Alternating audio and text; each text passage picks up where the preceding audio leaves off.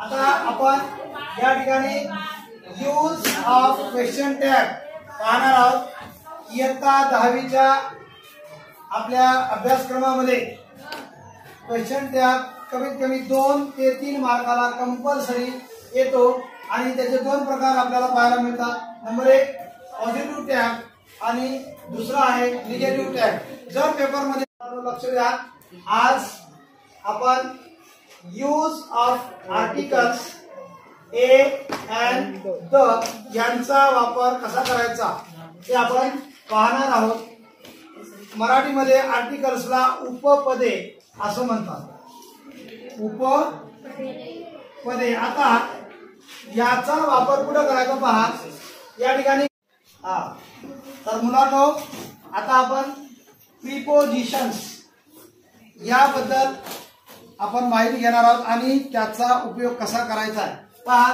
आता आपण या ठिकाणी इन, ऑन आणि बिटवीन हे 3 प्रिपोजिशन्स कुठं आणि कधी केव्हा वापरायचे हे आपण आता। तर मित्रांनो, आपण ज्या पद्धतीने अपूर्णांकाची बेरीज आणि अपूर्णांकाची वजाबाकी पाहिली, आज आपण अत्यंत सोप्या पद्धतीने तुम्हाला समजेल असं अत्यंत सोप्या भाषेत मी तुम्हाला अपूर्णांकाचा गुणाकार समजावून सांगणार आहे, जेणेकरून आपल्या वर्गातल्या 100% मुलांना हा अपूर्णांकाचा गुणाकार करता आला पाहिजे।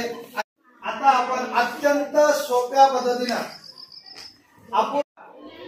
तर मित्रांनो, आपण गेल्या तासिकेमध्ये अपूर्णांकाची बेरीज पाहिलेली होती। आता आपण काय करणार आहोत, अपूर्णांकाची वजाबाकी आणि अपूर्णांकाची वजाबाकी सुद्धा आपल्याला स्पर्धा परीक्षेच्या दृष्टिकोनातून NMMS असो, शिष्यवृत्ती असो किंवा प्रज्ञाशोध परीक्षा असो, अजून कुठल्याही स्पर्धा परीक्षा।